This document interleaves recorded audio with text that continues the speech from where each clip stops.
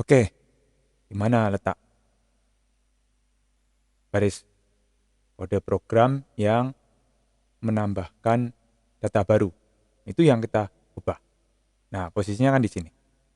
Sini. Ini tanpa syarat.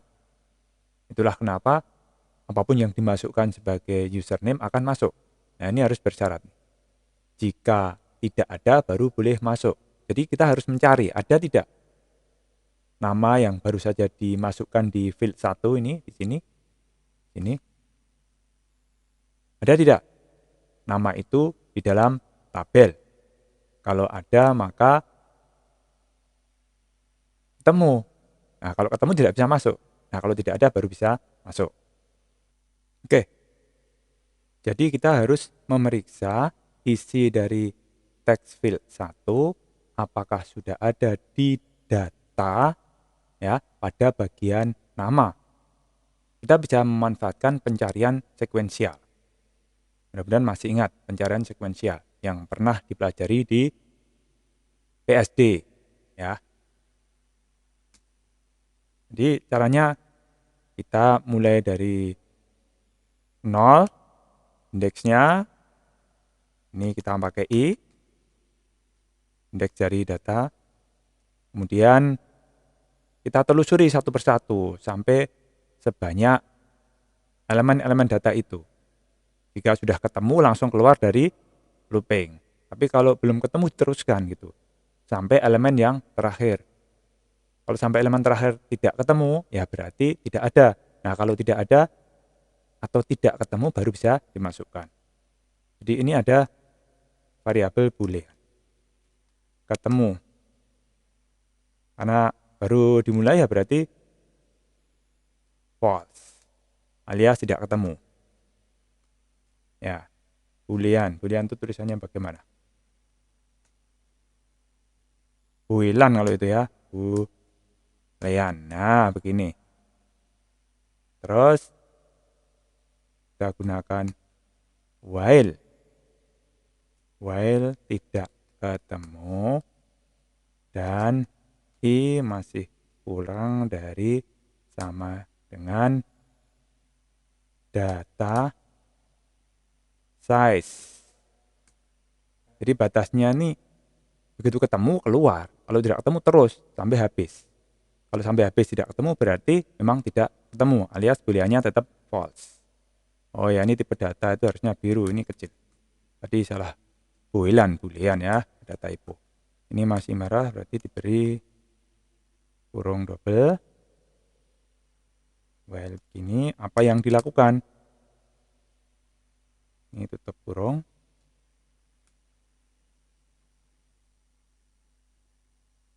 Masih merah. Kelebihan apa? Oh, N-nya ya. N-nya ini pakai operator. N-nya pakai operator N, bukan menggunakan tulisan N. Ya, begini. Oke. Dalam looping, kita akan menelusuri satu persatu. Apakah yang ada di text field 1 yang mau menjadi username itu ada atau belum di data. Ya. Kalau tidak ada baru ditambah. Nah, data ini kan sudah connect ke tabel view. Jadi kita bisa menggunakan tabel view. Tabel view untuk mencari kolom pertamanya itu. Tuh, kemudian get items. Dapatkan itemnya gitu ya. Get item. Kemudian pada posisi berapa? Ya, dimulai dari posisi pertama atau I-nya 0. Jadi ini get posisi berapa ya, ini kontak HP posisi I. Dapatkan namanya dulu baru dibandingkan. Ya kan, ini namanya. Kemudian titik lagi. Nah, itu baru bisa dibandingkan dengan equal ignore case. Nanti kalau sama berarti true. Ya, ini kalau sama berarti true isinya. Tapi kalau beda false. Jadi ini kita pilih. Kita pilih ya kan, ini bandingkan begitu. Tuh, kalau mau belajar bisa dibaca di sini metodenya. Ya, silakan ini true ya kan? Ya, true sama false karena tipenya kan boolean. Oke, dibandingkan berarti kan hanya sama atau tidak. Oke, ini berarti dipilih yang equal, ya, not case. Dibandingkan sama ini yang di tem 1. Bandingkan. Jika sama, berarti ketemu. Karena true. Jika tidak, lanjutkan kan begitu. Ini dia harus ditaruh di dalam kurung karena sebagai syarat. Dalam kurung, kemudian diberi if. Gitu. If, buka kurung, apa yang dilakukan? Yang dilakukan adalah memberi status ketemu sama dengan true. Ketemu sama dengan true. Ini. Tapi jika tidak, else, maka masih false, ya kan? Belum ketemu. I-nya ditambah lagi. Ini. Ya, mudah-mudahan ingat, ini sebenarnya materi PSD. Ini malah ada yang kebalik. Sisa yang tadi. Oke. Ini punya while. Harusnya begini. Ya, begini. Oke, kalau dia tidak ketemu baru bisa ditambah. Jika ketemu, ya sudah, tidak bisa ditambah. Oke, ini kelebihan juga. Oke, gitu. Jadi ini if ketemu, ya diberi tahu usernya ketemu pakai let, ya kan? Kalau tidak ketemu, baru boleh dimasukkan. Ini, nah yang dimasukkan yang mana? Yang ini. Ini kan bersyarat, ya syaratnya kalau tidak ketemu.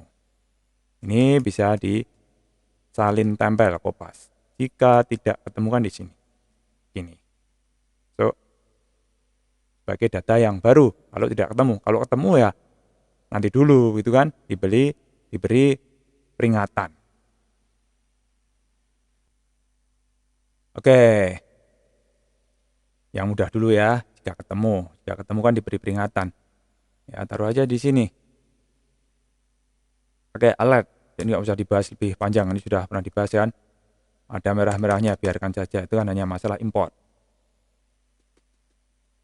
Ini diedit dari tempat lain juga bisa. Tapi jangan lupa kata-katanya harus pas ya.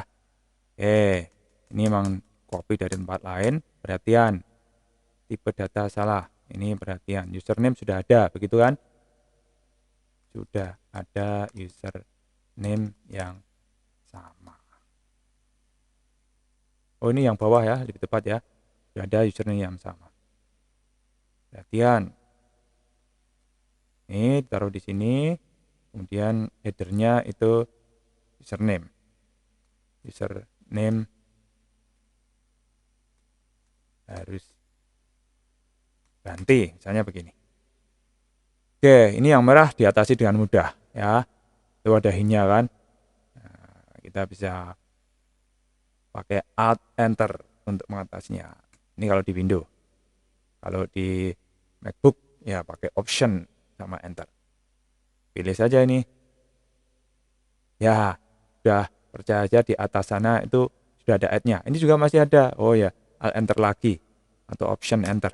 Nah, ini juga. Nah, hilang. Oke, nggak usah dicoba dulu. Oh ya, ini nambah data. Kalau nambah data itu kan terus text field-nya berubah, ganti. Nah, kasihan kalau ini. Ya, ini bawah ini. Kalau sudah ada yang sama, terus dihapus, kasihan ya. Jadi ini hanya berlaku untuk yang sudah sukses, nambah. Untuk yang gagal karena bisa jadi itu typo manusiawi, ya jangan dihapus, biar dia membetulkan dulu gitu kan. Jadi biarkan tetap ada. Alias ini yang mengisi dengan blank kosong ini tidak dijalankan kalau username-nya sudah ada. Ya, gini. Ini bisa dicoba, di-run, sabar sambil berdoa, kemudian tidak ada kesalahan, baca sholawat, baca istighfar kalau perlu. Nah, ini sudah ya. Sekarang dicoba pakai yang sama. 6. Ini masih kosong, biarkan saja ya. Coba.